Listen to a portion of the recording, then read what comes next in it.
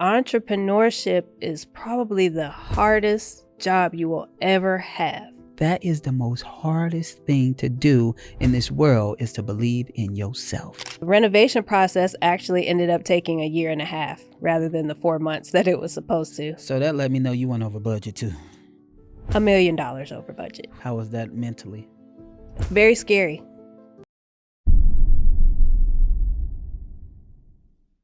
Hey, how you guys doing? This is Dontel Antonio, and this is another episode of the Content Aesthetic Show, where we take different med spa owners, different aesthetic professionals, and have them share their stories with you so you can grow and scale your business. And today is no other. Today, our guest is Rebecca Davis. How you doing? I'm doing just fabulous. How are you? I'm blessed. I can't complain. I'll be excited just to wake up every morning. There you go. All right. So tell us a little bit about you. Absolutely. So my name is Rebecca Davis, and I am the owner and CEO of Platinum Beauty Bar and Spa. Okay. Yes, we are a wellness retreat, and we're located in Conyers. Conyers. Whew. When everybody hear Conyers, I know they be like, whew. They do, but it's really not that far. We're 30 minutes east of the city, heading outside of traffic. So it's really not that bad. I love it. So let's take it back before the spa. Like, what were you doing? So my husband and I have always been serial entrepreneurs. And so we started out, we owned a transportation company for 21 years. We sold that, retired for about 3 weeks. That's all it lasted. And then we built and opened up a mechanic shop in Conyers as well. And we opened up a gym also. Oh, wow. And then I was going to open up a luxury Black-owned nail salon or nail bar and put a foot massage inside of it. And the opportunity came to purchase this building where we are now. So we went on and purchased the building, gutted it, renovated it, and that's what we have today. I love that. And it's like y'all did a lot of different industries, but to be in that transport industry for 21 years. Yes. You understood what I said earlier, like the different systems and the structure Absolutely. and all of that. Like, but what made you get into that industry to begin with? Well, both of us hailed from the medical field. And so the opportunity presented itself where he was working for Atlanta Medical at the time as a PA, and they needed someone to take their patients home from the emergency room. And that's ching ching. It just rang off. Yes. And so he started with 2 little vans and, just transported people back and forth. And then by the time we sold the company, we had 22 units running all over Georgia. Oh, wow. Mm-hmm. So a lot of the stuff that you learned from that business, you was able to move over to this business. Absolutely. But was there anything that was like, oh my gosh, I did not sign up for this? Yes. The supplies that you have to buy, that was something that was kind of a surprise to us. Seasonal business, because in the transportation business, a lot of our clients were Medicaid and really needed us year round. Yeah. And so going into a business where things are seasonal and some months are up and some months are down, that was something that really takes a lot of getting used to. When somebody presented this building, like, but what made you say, I want to make it a spa?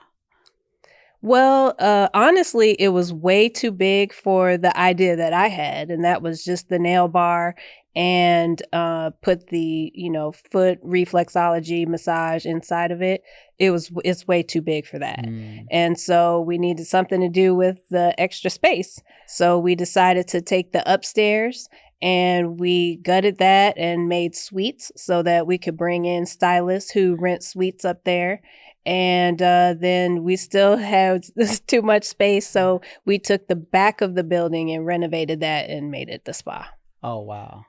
So during that transition, because this happened during COVID. Absolutely. We purchased the building in August of 2022. Wow. I'm sorry, 2021. So what was like having like I just spent all this money on this building. I Mhm. gotta do all this. The build out, people don't understand build out is expensive. It absolutely But then is. the world to be shut down. It was shut down. When we purchased it in August of 21, renovation was only supposed to take 4 months. And so throughout COVID, you couldn't find laborers, or they were just way overpriced because the ones that you could find were in great demand. Yeah. And so, everybody wanted to work from home anyway. The renovation process actually ended up taking a year and a half rather than the 4 months that it was supposed to. So that let me know you went over budget too. $1 million over budget. How was that mentally? Very scary. But what Very kept you scary. going? My husband and I sat down and had a conversation, and the decision was, do we just let it go and foreclose, or do we keep going and actually get open and, see what happens? We took our whole life savings and put it into the business, and, he and I just made a decision to keep going and get open and, see what we can make it. As you've been in business, you understand that a lot of people might go through one of them seasons and give up. I call them entrepreneur Absolutely. seasons, They right? are. And give up. What kept you going though? I tell everybody that entrepreneurship, people see, oh, you own a business, you must be rich, or you must have money, or you must have freedom. But entrepreneurship is probably the hardest job you will ever have, ever, because the only entity that you have to rely on is you. Yeah. If you don't get up and do it, who is going to? It's definitely very difficult. There have been so many days when I say, you know what, I'm just going to go be a Walmart greeter. Yeah. And then I'll just work a 9 to 5 and, let at 5 o'clock when I clock out, let it be somebody else's problem and not mine. But how rewarding is it to look in the mirror and have your own destiny in your own hands? I think that's what I love about it. Like, I always got fired from my jobs for insubordination because I always spoke up. Yeah, Like, I never loved nobody to have a power and abuse it. absolutely. And I always been like this. My last job was in 2010, Okay. right? 14 years ago. And it's just because I always like, man, I've been through so much. I'm a kid from Chicago. My mother was on dope. My daddy got killed when I was 1. So I'm like a real project baby, crack baby. Mm-hmm. And I felt like I made it out the jungle. Yeah. So I can make it anywhere in the world. Yes. But I'm in control of my world. Absolutely. And so entrepreneurship taught me like, hey, you got to believe in you. And I always look at the aesthetic professionals and I always commend them. The number one thing I give our clients is I give them an award for having the courage to believe in themselves. That is the most hardest thing to do in this world, is to believe in yourself. Absolutely. If you don't believe in yourself, how can anybody else believe in you? They don't. And then they don't understand the ups and the downs of entrepreneurship. And so sometimes when we go and we tell them what we going through, they not going to see it. Because how can you expect somebody that was blind to their dreams and deaf to their visions to understand everything that you got going on? They can't. Because they became blind to their vision because they didn't do nothing. They became deaf to their dreams because they didn't do nothing. Right. So it's up to us to just show them, if you keep going, it's going to thrive. Exactly. And so when I actually seen and heard about y'all, and I thought that was really, really cool. My wife, she actually went to you guys before, and she had an experience. I think I sent her for her birthday, or one of them days, Mother's Day, birthday, one of them days, and she was like, "It's an all black team." Yes. And she's like, "It was really, really dope and amazing." And I think she did something in the back of the thing that was like, she really loved that. And then the oxygen thing, she really loved that. She really just loved the experience. She ate. Okay. I want to say it was lamb chop. She ate lamb chops. And yes. the chef came in and cooked and all of that. So she really enjoyed that experience. And when she told me about that, I said, "That's different." That's different. Yeah, we wanted it to be an experience, just that. Our tagline is immerse yourself in the experience. And we wanted to give, especially us, Yeah. but we're, open to Yeah. everyone, but especially us, just an experience, a customer service Mhm. experience like no other. And especially coming out of COVID, everyone was hurting for employees. So you kind of have to take what you can get, but not at Platinum. Our concierge bend over backwards to make sure that you don't want for anything. And so that's what we strive to provide is just a really good overall experience. So when it comes to building a team, I think that is the hardest thing ever. Absolutely. So what are some of your principles that are non-negotiable when you hiring? I would say go with your gut. Listen to the red flags, because of course everybody that walks in the door is going to put their best foot forward. I even myself am guilty of keeping somebody that's not good for the business around just a little too long. It's very difficult when you need people. You need your concierge, you need your technicians, and it's scary to let someone go and not have somebody to replace them, even when they're just not good for the business. But you got to go with your gut. I love it. So I deal with a lot of aesthetic professionals that start off as like solo injectors and be so scared to hire. Mm-hmm. Like they don't want to give up the revenue, Mm-hmm. or they don't believe in themselves enough to go and get help. They want to do everything. Yes. Did you ever have that problem? I haven't had that problem per se because I don't personally do the services. Yeah, you just a I've big always boss. had to hire. Yes. So I can't say I've ever had that problem in particular. Okay. So with that being said, with when you do hire, like, have you ever looked at the numbers like, oh, we're gonna have to wait a little bit to add this extra Oh, person? absolutely. Like, do you Absolutely. put a date on it, or do like? No, you kind of have to just look at your trends. And you kind of have to try to stay ahead of your trends. So when you're starting to get busy, because there's a very fine line Yeah. there, you don't want to not be busy enough to keep somebody around, Yeah. but you also don't want to be too busy to handle the business that you have. Mhm. For example, last year in July, we had an influencer that came. Mhm. And at the time, we weren't very busy at the time. And she came and did a vlog, and the sky opened up. We had 1.7 million views. We went viral, and we could not handle the volume. Mhm. And so you have people that are upset because either they call and can't get through, or they're on hold too long, or you're just way too busy in general. So it's a very fine line, that you have to walk when you are hiring people, and trying to make sure that you have enough staff. I love that. Is there like a SOP for a client experience that you like? These 8 steps I make sure we always do in when a client come in or giving them an experience. Oh, absolutely. One of those being that every client should get a tour of the facility when they come in. We should have their robe and slippers already in their locker, already set up for them. Make sure that you offer them water. Every client that comes in the building, whether they're in the nail bar, which is in the front of the house, or in the spa in the back, you offer them something to drink. Always be courteous. Always call them Mr. or Mrs., and treat everyone with respect. I love that. And for you being like, "Hey, I'm not I don't do the service, I own the business." Like, how's that for you when you go out and you introduce it to the world? Like, "Hey, I got a spot," and they think like, "Hey, you do the service," and you're like, "No, I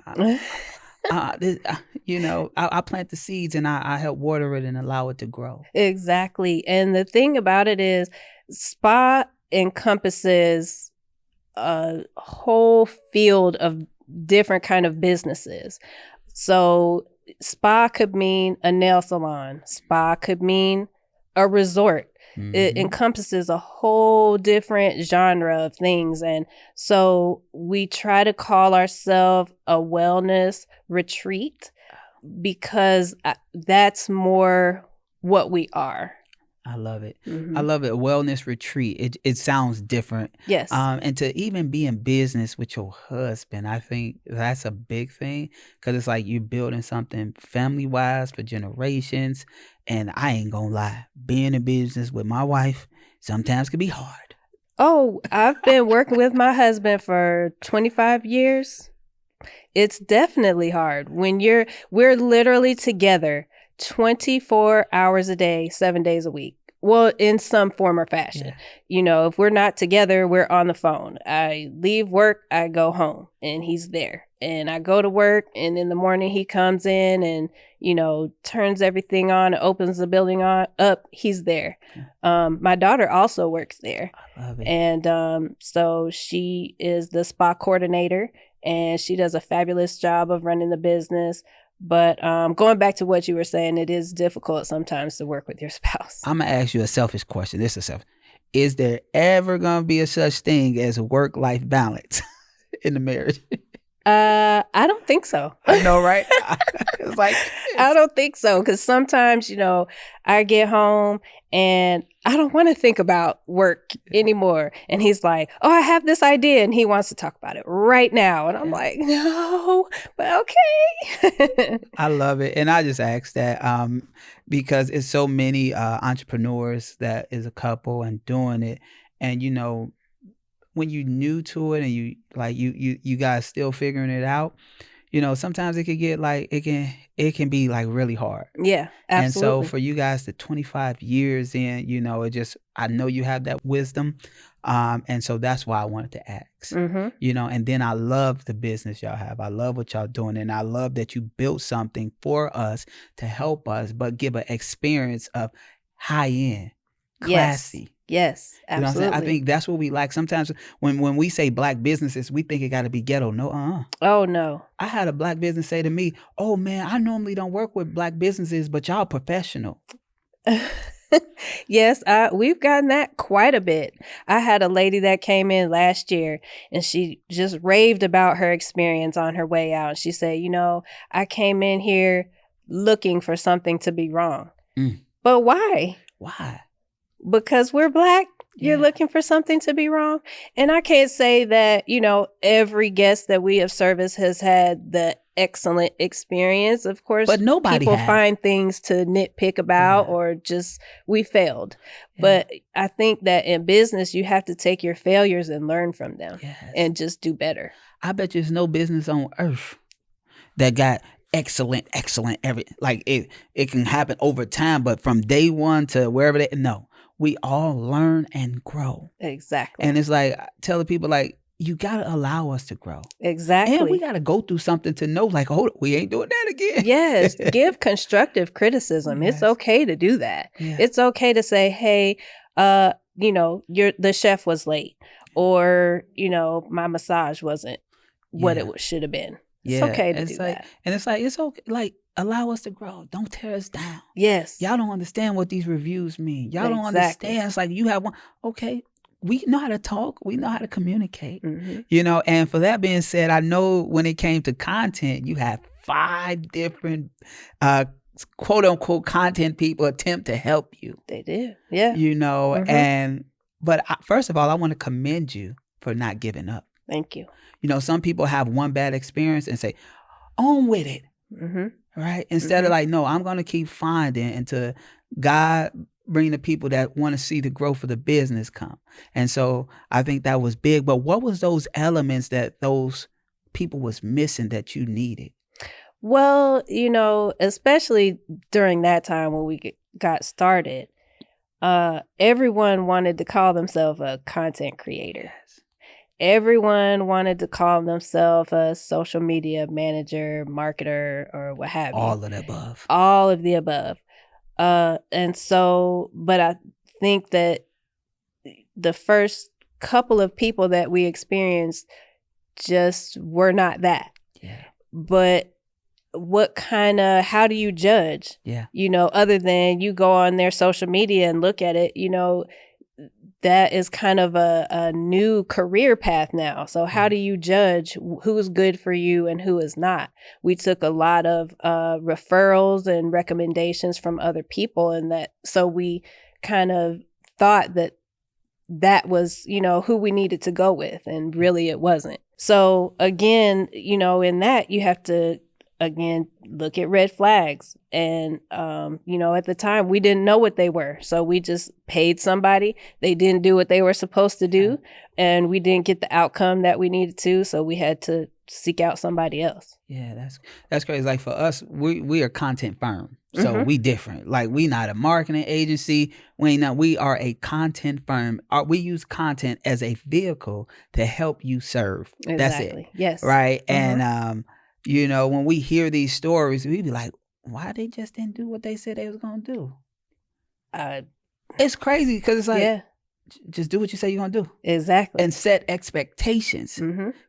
Expectations is the biggest thing. Whenever expectations ain't set, stuff goes wrong. And so for me, I picked up a camera 14 years ago. So I've been shooting content for 14 years straight. Yes. Yeah. So we done had ups, downs, all arounds. But the biggest thing, 14 years, nobody could say I did bad business. Exactly. You know why? Because I set expectations. I learned a lot. Don't do that again. Yep. Right? Exactly. Do better on this, or communicate a little better with that, But for you, what made you say it was time to get content? Like a lot of people wait later in the business to start creating content when it's too late. Well, what's funny about that? Before we opened this business, I didn't even have a social media. I didn't know anything about Instagram at all. I never got on Facebook. And I would look at TikTok just to look at it and laugh as entertainment. Like I said, when the influencer came and the sky opened up and the phone was ringing, that's what, really tipped us off to, oh, now I get it. Yes. Now I get it. It's a whole vehicle for advertising. Yes. It's top notch. It's like, it's all about visibility. Content is just a vehicle to get you more seen. Exactly. And then you do the rest at the end. And see, I'm 52 years old. Where? I don't see it. I'm 52 years old. Don't play with it. I still remember like the yellow pages. Yes. You know what I mean? Like I remember the old school forms of advertising, the cold calls and the getting things in the mail and TV commercials. Like, of course they still have TV commercials, but you don't have to go that way. Social media is a whole advertising platform that I just didn't even know anything about. So did you have, in this new business, did you have any fears when it was time to add that on for social media? Just because, again, the people that came in from the beginning and we didn't really understand social media like that. Yeah. So, they wanted all this money up front and then they would get the money and then they just wouldn't do what we needed them to do with it. So the fear grew from, okay, we have to find another person. What if they don't do what they're supposed to do? Yeah. I love that. I think another thing is like, do you ever see yourself being like a face of the company? In general, I am pretty much the one that, does these interviews and goes out and to events and meets and greets people and does the networking. What about and the content? So forth. Eventually. I think it's all cousins. Yeah, it is. You're right. And I've been told, well, your content needs to, include something more personal. You need to get more involved in it. More vulnerable. Exactly. More connection. Yes. Because I think for them to hear your story and see all of the things you done did and why you doing it and why you like, hey, I built this so I can, because you guys could have sold the business and retired and just got out the way, but you said, no, I'm gonna keep going. Oh yeah. Even ups, down, COVID beat a lot of people up. It absolutely did. But you still standing. Still standing. We're still here. For a reason. Yeah.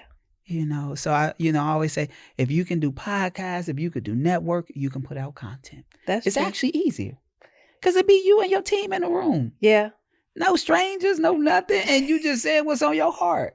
Right. You already said when the camera's off. Yeah, that Not is saying it true. when it's on. That is true. And I always tell people, if you're the same person off camera that you are on camera, you're gonna always win. Because Right. ain't no on and off switch. Right. I got the same energy I got off camera that I got on camera. And it's funny, for me, I'm actually really, really shy and an introvert. I can't tell. So this to me is frightening. But you want to know something? It's so crazy because I believe probably 95% of people in this arena is shy. But it's like, no, I got to do whatever I got to do to grow this business. That's right. I say you're going to allow the camera to be in between you building your legacy. Bye-bye, move over camera, I'm coming. Yep. And I'm going to come with my all. Yeah. Because I got to grow this business. There's so many people out, like I told you right before this interview, majority of the Black community don't even know what a spy is for real. That's right. They don't know nothing about this. It's like, it's scary. So we have to educate them. Yes. Every day. Every day. Like taking care of themselves, putting themselves first. Yes. Especially women. A lot of women, it's like they nurture their husbands, their kids, their jobs and everything, but they don't take time for themselves. But especially men too, because men are usually the sex that doesn't want to go to the doctor. Yeah. And they take on a lot of stress that they probably don't even know. They're brought up to, don't you cry and you be strong and you be the man. But, you still hold all that stress inside. Yeah. That's why men die 8 years, younger than women do. That's wild. On the average. Yeah. And it's because we take on so much. It's like, hey, oh yeah, no excuses. Yeah. You got to go out and get it. Absolutely. You said keep going. That makes sense. But you got to take time out for yourself. I think, but that's why you created a wellness retreat. Like, that's right. It's because of that. Absolutely. For all of us to get right, so we can keep moving, so we can stay mobile, so we can serve. Yes. I love this. Is there anything on your mind that you want to talk about? Just the fact that, like I said, we are, moving more toward a wellness. The name of the business is actually going to change. It's going to be Platinum Wellness Spa. And so we'll have more services. We've recently acquired a medical director. So we'll have our nurse that will come in, start doing IV hydration. Yes. We'll do Botox and fillers for people that, want to change a little bit about their look. Yes. So we'll also have meditation, Reiki. We have yoga class starting Wednesday. And so we just really want to, again, do this for us, by us. 100%. I love it. And I just want to thank you so much for your time, for your wisdom, for your knowledge, and for you and your husband courage to believe in yourself so you can pass down generations. Like, I think that's bigger than anything because we don't see that. Absolutely. Like, my mother wasn't an entrepreneur. My daddy wasn't an entrepreneur. My grandma wasn't. My great-granddad was. Nobody was. I'm first generation. So well, congratulations to you. Oh, thank you. I wish they would have started so they could save me some time. It took me a long time to figure this out. Yes. And so just to see that you guys, y'all started and y'all stayed committed to even being able to sell a business. We don't even build businesses to be able to sell. We don't have structures and systems and processes for somebody to come and see a value. Exactly. So I just want to commend you on that. Thank and you. Your husband. Right. So this episode was amazing. I pray that you watching this, you took something away. If you're a aesthetic professional thinking about a spa, if you thinking about not being an aesthetic professional, but opening up a spa, being a boss, being a leader, a servant leader, and changing the community, then you need to do that. Do not make excuses. You're going to have entrepreneur seasons, but just understand the seasons do change, but you can't give up. And so allow that to help you serve more. Thank you so much. This was the Content Aesthetic Show. You guys have an amazing day.